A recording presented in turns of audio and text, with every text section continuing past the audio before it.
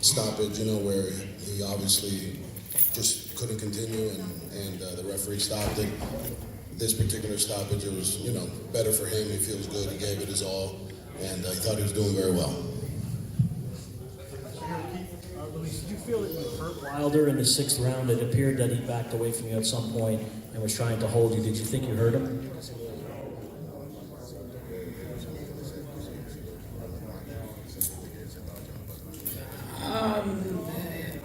Era el plan que teníamos de trabajar y trabajar y trabajar. Ese era el plan que teníamos. Si estaba lastimado, no, yo seguía trabajando. Todo el mundo lo vio. The game plan was to obviously back him up, get behind some combinations, and try and set him up for the shot, not just try and hit the home run. He wasn't sure if he was or he wasn't. He wasn't really paying attention to that. He was just continuing to try and work and do what, we worked on trying to get the job done. Luis, right in front of you.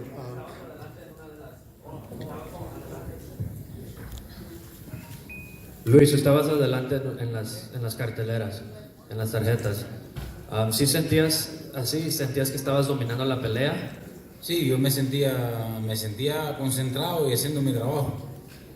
Estaba haciendo todo el plan que Germán me estaba diciendo que era el que había que hacer. The question was that he was ahead on the scorecards if he thought that he was, effectively doing the job, and he answered that yes, it was the game plan of how to attack Wilder. He was following the instructions that I was giving him in the corner, which was to stay close and stay behind the jab and at the angles. And, it's just like Wilder says, 1 second is all he needs. Luis, right in front here. I'm wondering if you were surprised by the way Wilder fought you, not throwing a lot of punches. Seemed like he held the right hand back a lot of the night. And secondarily, if you can answer, how do you think Tyson Fury would do against him in a rematch now that they've been in together?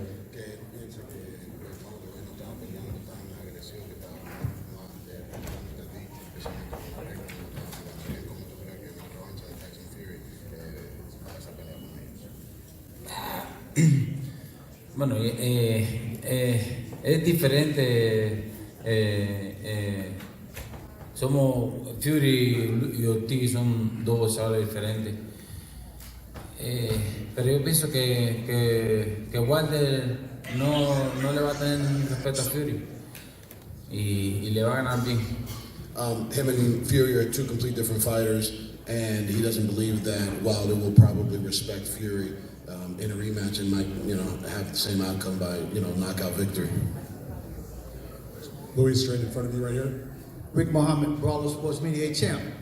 How did you feel the momentum and the tempo and the pace that you set versus the first fight? Did you still feel stronger? You could have went this whole distance, and do you think you would eventually caught Deontay and might have got the stoppage?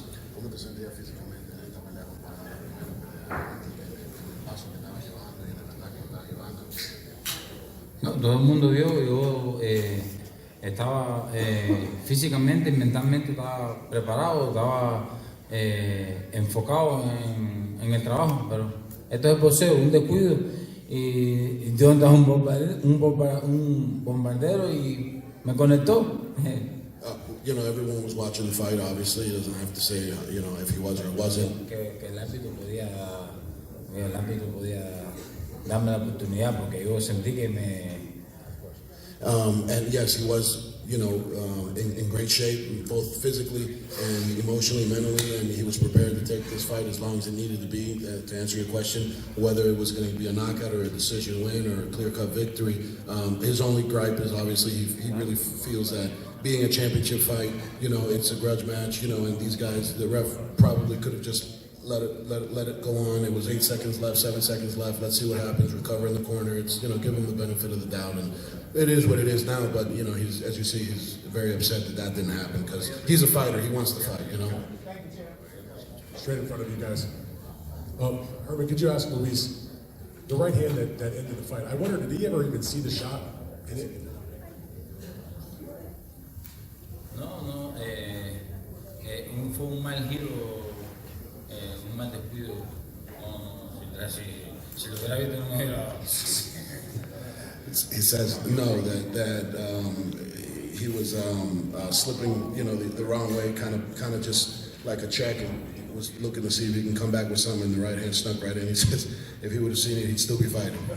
And my follow-up question for you guys is, if Luis could just, I know it was a disappointment, obviously, losing for the second time in a world title fight against Deontay, but if Luis could just sum up his disappointment about, because he was winning, it seemed so easily up to that point, and to just have it just disappear in a split second.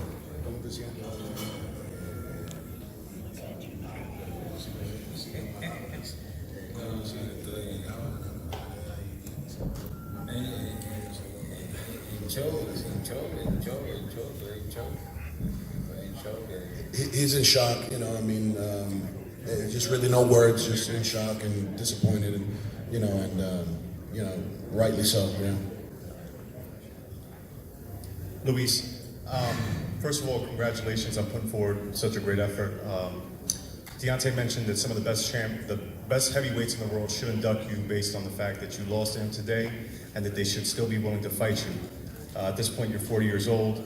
If they're unwilling to fight you, where do you go from here? Do you look to continue to fight or possibly retire?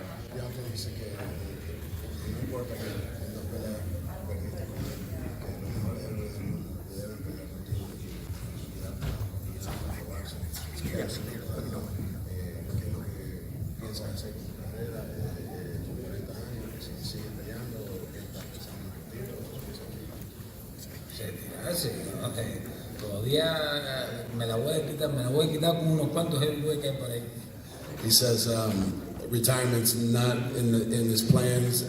He's going to take out his frustrations on a few other heavyweights that are going to pop up. So you're going to see just exactly how he feels in the next few years.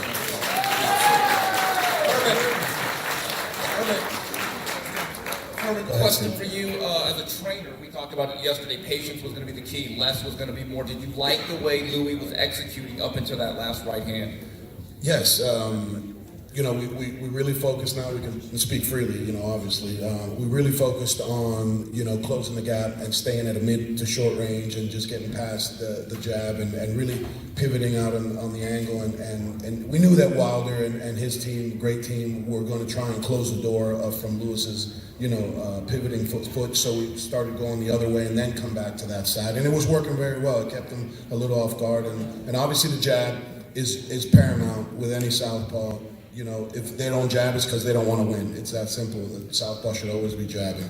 And it worked very well. I was very happy in between rounds, just calming them down. I was very excited to get, the show on the road, as they say. And it's just unfortunate. It's just one little pivot on the ropes, and that's, the space you can't give them because you can't go nowhere. You're just on the ropes. So, overall, I'm very proud of what we've done, what we accomplished. It was a hard 12 weeks.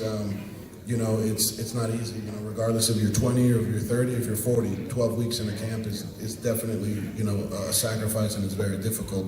I got nothing but the utmost respect for him. And they asked me this question yesterday, what I thought, and I just thought, as a human being, it's bar none what I'm most proud of is just who he is as a man, as a father, as a human being, and that's, to me, bigger than just, the athlete. And I choose who I train because of some of those things. It's not so much because of what they can do in a ring. There's a lot of people that are just not worth it, and this is a man that's worth going to bat 150 times for. Thank you.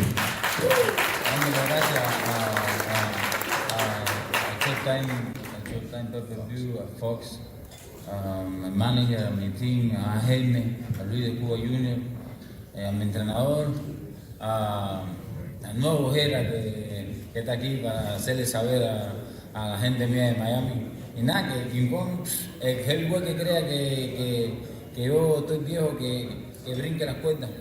He says that obviously understood some of that. He wants to thank everybody, Fox, Al Heyman, obviously, Deontay Wilder first and foremost, and everybody on his team, from his managers, Jay and Javier, from King Kong Boxing, Yuka, Wade from UNLV here is a phenomenal person as well. And if there's any heavyweight that thinks that he's old, jump the ropes, get in the ring.